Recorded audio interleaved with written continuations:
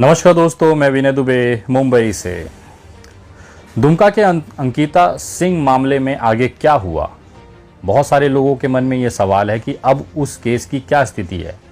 आज उस केस से संबंधित मैं कुछ जानकारी आपको दूंगा। साथ ही साथ आपने कुछ दिन पहले एक वीडियो देखा था जिसमें 3 महिलाएं, एक संजीव कुमार जो कि अंकिता के पिताजी हैं, उन्होंने एक इंटरव्यू के दौरान मानहानि केस की बात कही थी। वो तो अभी कुछ ऑफिशियली जानकारी आई नहीं है, लेकिन फिर भी उस केस के साथ में उन्होंने बहुत सारी ऐसी चीज़ें कह दी थी जो औकात से ज़्यादा थी।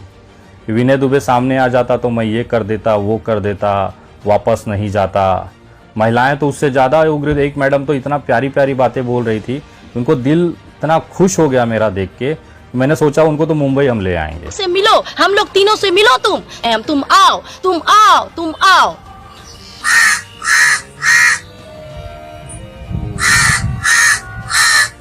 अब वो दुमका के लेवल की नहीं, अब उनको हम मुंबई ले आएंगे। तो उनको मुंबई लाने की व्यवस्था मैंने कर दी है, उसी की जानकारी मैं आप लोगों से शेयर करना चाहूँगा। सबसे पहले मैं अंकिता केस की स्थिति बता दूँ। अंकिता सिंह हत्याकांड में पहला जो सुनवाई कोर्ट में हुआ दुमका के, वो हुआ 23 सितंबर को। उसके बाद 23 सितंबर को कोर्ट में केवल दस्तावेजों का अदला बदली हुआ। कोर्ट के पास जो चार्जशीट की कॉपी थी, जो पुलिस डायरी थी, रिपोर्ट्स थी, वो शाहरुख के सरकारी वकील, सरकार की तरफ से उनको एक वकील दिया गया है, एडवोकेट मंडल जी हैं, उनको वो सारे दस्तावेज सुपुर्द किए गए। पहले दिन कार्रवाई में केवल दस्तावेजों का एक्सचेंज हुआ है अंकिता सिंह मामले में। सरकार ने अभी तक हमारी तरफ से जो एप्लीकेशन है वो मंजूर नहीं हुई है।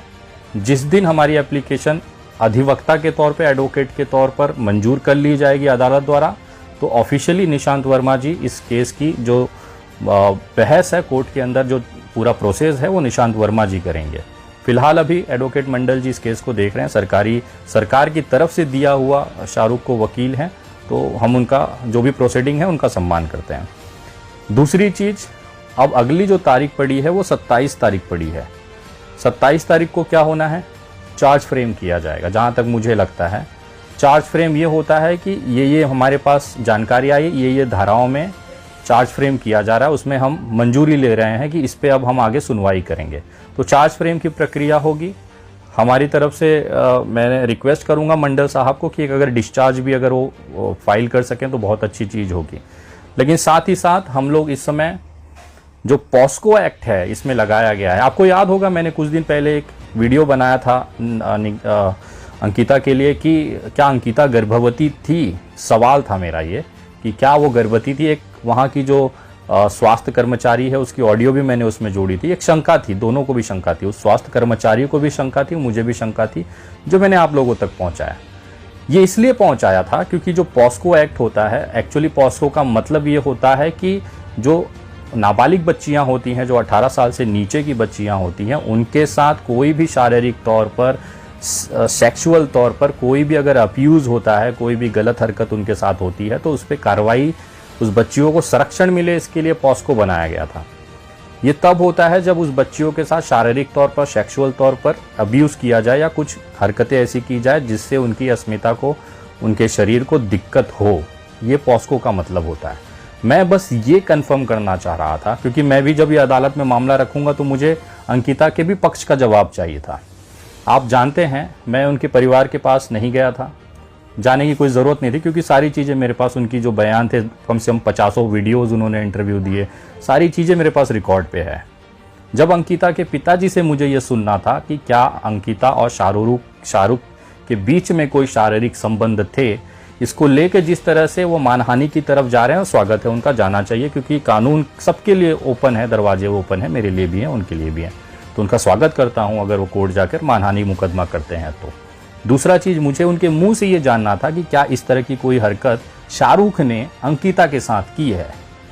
उनके बयानों से अब क्लियर हो गया कि शाहरुख ने कभी भी अंकिता को शारीरिक तौर पर, ऐसा अंकिता के पिताजी का बयान है कि कभी भी ऐसी कोई घटना नहीं घटी थी। इसका मतलब पॉस्को का अब दायरा इनके लिए ख़त्म हो जाता है। मैं जो चीज़ इनके मुंह से निकालना चाहता था, मैंने इनको उकसाया और इन्होंने वही गलती कर दी जिसकी अपेक्षा मुझे चाहिए थी।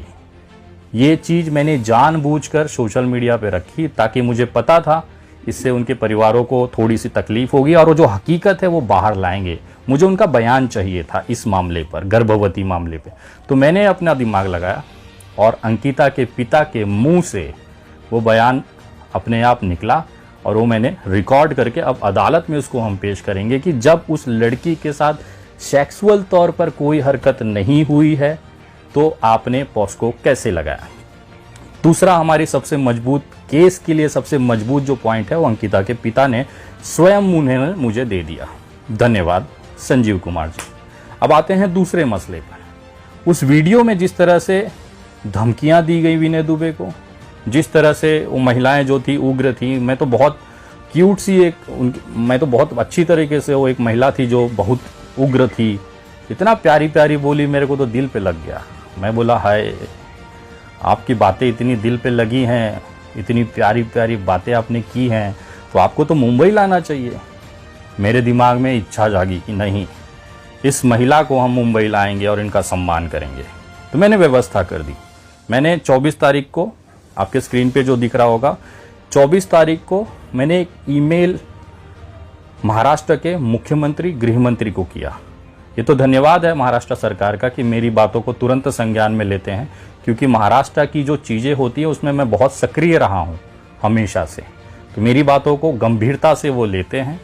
और देखिए ना क्या हुआ, 24 तारीख को मैंने रात में, मतलब भोर में 3:50 पे एक ईमेल के माध्यम से अपनी बात महाराष्ट्र सरकार के सामने रखी।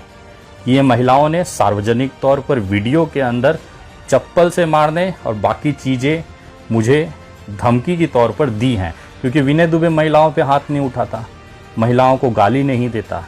मेरा तरीका अलग है। मैं महिलाओं को ससम्मान पुलिस की कस्टडी में उठवा के उनको यहाँ पर मुंबई बुला के, मेरा तरीका अलग है, सम्मानजनक तरीके से। मैं आपकी अस्मिता से नहीं खेल सकता। तो मैंने क्या किया, जो अधिकार आपको मेरे खिलाफ मानहानि केस करने के लिए था, उसी कानून में वही अधिकार मुझे भी था कि मैं आपके ऊपर FIR दर्ज करूं। और महाराष्ट्र सरकार का मैं धन्यवाद करता हूं, खासतौर पे मुख्यमंत्री साहब का, जिन्होंने इस संज्ञान में लेते हुए, आप इस स्क्रीन पे देख रहे होगे तो रिप्लाई है एकनाथ शिंदे जी मुख्यमंत्री के कार्यालय से कि आपका ईमेल मुख्यमंत्री कार्यालय में प्राप्त हुआ और इसकी कार्रवाई के लिए, ये FIR के बाद की आपको मैं दे रहा हूँ, इसकी कार्रवाई के लिए गृह विभाग को भेज दिया गया है।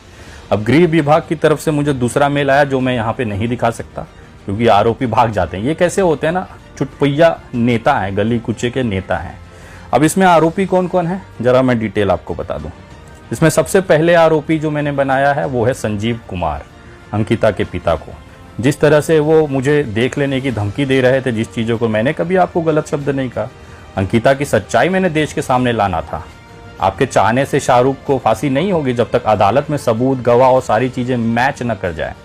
मैं आपकी भावना समझ सकता हूँ, आपकी बेटी गई है, मेरी भी संवेदनाएं अंकिता के साथ है, लेकिन आपको संयम रखते हुए ये चीज़ें रखनी चाहिए थी अदालत के अंदर, ना कि सोशल मीडिया पे। तो पहले आरोपी जो हैं वो संजीव कुमार हैं, पता जहुराडी का है इनका, दुमका। इसके बाद जो दूसरी आरोपी इसमें मैंने बनाया है वो हैं प्रिया सिंह जी। इनका भी बहुत रोचक इतिहास रहा है, समाज सेविका हैं अपने आप में। उसके बाद में इनका कोई स्थानीय ठिकाना नहीं रहता। मैंने यहाँ के पुलिस ने वहाँ के पुलिस से कांटेक्ट किया तो उनको पता चला कि ये महिला यहाँ पर भाड़े पे रहती है। इनका खुद का कोई स्थायी पता नहीं है, कभी इस घर में, कभी उस घर में, कभी उस घर में। मतलब इनकी हालत जो है, आर्थिक हालत बहुत दयनीय है। मैडम प्रिया सिंह जी, प्रिया सिंह वही हैं जो वो चप्पल वाली बात कर रही थी कि विनय दुबे की क्या औकात है, क्या उखाड़ लेगा। वही लेडी खास तौर पर मेरे यहाँ पे लगी हैं, तो मैं उनको मुंबई बुलाकर दिखाता हूँ कि मैं क्या कानूनी तौर पर कर सकता हूँ सम्मानजनक तरीके से। मुझे आपसे कोई मतलब नहीं था, आपने पड़ी लकड़ी उठा ली है तो अब विनय दुबे की बारी है। तो मोहब्बत से, प्यार से, सम्मान के साथ आपकी अस्मिता को कोई ठेस नहीं लगेगा, ये मैं गारंटी देता। महाराष्ट्र पुलिस जाएगी, आपको हथकड़ी लगाएगी दुमका से और वहाँ से उठा के लाके, और एक लंबा समय आपको मुंबई में बिताना है, ये मैं गारंटी देता हूँ। क्योंकि एक केस में शायद आपको जमानत मिल जाए, उसके बाद तैयारियाँ हैं मेरी कि आप एक अच्छा समय मुंबई की महिला कारागार में बिताएं। दूसरी आरोपी इसमें है। उसके बाद तीसरी आरोपी है पुष्पा सिंह, जो व्हाइट कलर में जो मुझे कांग्रेस लिए, तो कांग्रेस का मुझे जो एजेंट कह रही थी, कीड़े मकोड़े कह रही थी, वो पुष्पा सिंह के ऊपर यहाँ पर मामला दर्ज किया। ये पहले जेएमएम में थी, बाद में भारतीय जनता पार्टी में आई हैं। इनका एक बेटा था जो मसानजो डैम के पास 30 किलोमीटर दुमका से पड़ता है, वहाँ पे चलाता था, लेकिन आदिवासी एक्ट में इनका बेटा जेल में है इस समय। एक बेटी थी बेचारी जिसका मर्डर हो गया रांची में। इनके पति जो है अनिल सिंह जी, और डिस्ट्रिक्ट बोर्ड का दुकान है उनका गांधी मैदान में। तो पुष्पा सिंह जो है वाइट ड्रेस में थी, उनके ऊपर ये तीसरी आरोपी है। चौथी संभावित आरोपी में मैंने नाम नहीं लिखा है, लेकिन मैंने संभावित आरोपी में भी नाम डाला है, जो कि भारतीय जनता पार्टी की महिला अध्यक्ष हैं। उनका जो नाम है, हाँ, नीतू झा जी, श्रीमती नीतू झा जी, सम्मान के साथ महिला अध्यक्ष हैं भारतीय जनता पार्टी मोर्चा की। LIC colony grant state Dumka में रहती हैं। तो मैंने नामजद ये 4 लोगों के खिलाफ FIR दर्ज कराई थी। 24 तारीख को मामला दर्ज हो गया। विभाग जो है गृह मंत्रालय अब इस पे कार्रवाई करेगा। तो मेरी तरफ से आपको स्वागत है मुंबई में। आप आइए, हमारी भी सेवा का मौका लीजिए। आप लोगों ने जिस तरह से अपनी दिल की ख्वाहिशें निकाली थी विनय दुबे उसे ज़रूर पूरा करेगा। तो ये रही अपडेट फिलहाल मेरी तरफ से, और मैं धन्यवाद करता हूँ महाराष्ट्र सरकार का, जिस तरह से मेरी बातों को संज्ञान लेकर त्वरित कार्रवाई उन्होंने किया। अभी तक तो मानहानि 1 हफ्ता हो गया वीडियो चल रहा है, कभी कोई सूचना नहीं है, ना कोर्ट के अंदर ये विषय मेरे वकीलों के माध्यम से पता कर पाया कि कोई लॉगिन भी हुई है, एप्लीकेशन भी गई है। खैर आएगा तो उसका मैं निपटूंगा। और मानहानि केस ऐसा होता है, आपको याद दिला दूं कि विश्व का जो दूसरा नंबर का सबसे अमीर इंसान है ना, दूसरे नंबर का, माननीय गौतम अडानी जी, गौतम अडानी जी ने भी विनय दुबे के ऊपर मानहानि केस किया हुआ है 5 करोड़ का। विनय दुबे के ऊपर विश्व के दूसरे सबसे अमीर आदमी का मानहानि का केस चल रहा है 2020 से। आज तक वो इंसान मुझे जेल नहीं पहुंचा पाया। दुमका में ये एक खाटू सा माइक लगाकर ये चारों मुझे जेल और हथकड़ी कराना चाहते थे। मैं देखना चाहता हूं, प्लीज मुझे हथकड़ी लगवाइए, मुझे घसीटते हुए ले जाइए, प्लीज मैं रिक्वेस्ट करता हूं। नहीं तो मैं मुंबई लाते हुए आपकी वीडियोस और फोटोज जो होंगे ना, वो सोशल मीडिया पे हम दिखाएंगे कि देखिए स्वागत ऐसे किया जाता है विनय दुबे स्टाइल। क्या जरूरत थी आप लोगों को इस तरह से? आप अपनी बातें रखते सम्मानजनक तरीके से रखे। मैंने अंकिता की बात रखते हुए कभी भी अपमान नहीं किया। मैंने ये नहीं कहा कि अंकिता का कैरेक्टर खराब था, मैं तो बहन ही कह के उसको बात करता था। लेकिन आप लोगों ने भावनाओं में बहकर आपको लगा कि सस्ती लोकप्रियता मिल जाएगी। ये जितने भी लोग हैं ना, इनका जमीनी स्तर दुमका में कोई अस्तित्व नहीं है। पुलिस कांस्टेबल को कम से कम, पुलिस अधिकारियों को कम से कम 10 बार सोचना पड़ा कि जो नाम दे रहे हैं ये है कौन। ये जानकारी वहाँ के लोकल पुलिस स्टेशन से निकाल कर आ गई, जो मैंने अभी आपको वीडियो में बताई। जो दुमका वाले हैं वो जानते होंगे। इसमें जो मैडम हैं जो बहुत फुदक रही थी, प्रिया सिंह जी, ये वो लेडी हैं जो भाड़े के मकान पे रहती है। समझिए, ये नेता बनेंगी। नेता बनने के लिए लोग यहाँ क्या क्या नहीं करते मैडम। आप नेता बन गई। यहाँ से विनय दुबे के मुंह से जबान पे आपका नाम आ गया, आप नेता बन गई। मुंबई आएंगे तो अभी काफ़ी समय बिताना है आप लोगों को मुंबई की महिला कारागार में। मैं स्वागत करता हूँ तमाम लोगों का, आपका मुंबई में स्वागत है। और मैं विश्वास दिलाता हूँ कि आपकी सेवा में कोई भी कमी नहीं रहने देंगे। नीतू झा जी शायद एक बार स्किप भी कर जाए, क्योंकि उनके मुंह से ऐसा कोई शब्द नहीं निकला था, लेकिन मैंने जांच के लिए उनका भी नाम दिया हुआ है। तो नीतू झा जी को मैं धन्यवाद करता हूं कि उन्होंने बहुत संयम तरीके से अपनी बात रखी। लेकिन बाकी जो थी, इन्होंने भावनाओं में बहकर अपना भविष्य के हथौड़े लगा दिए। तो विनय दुबे स्वागत करता है जी, आइएगा कभी मुंबई।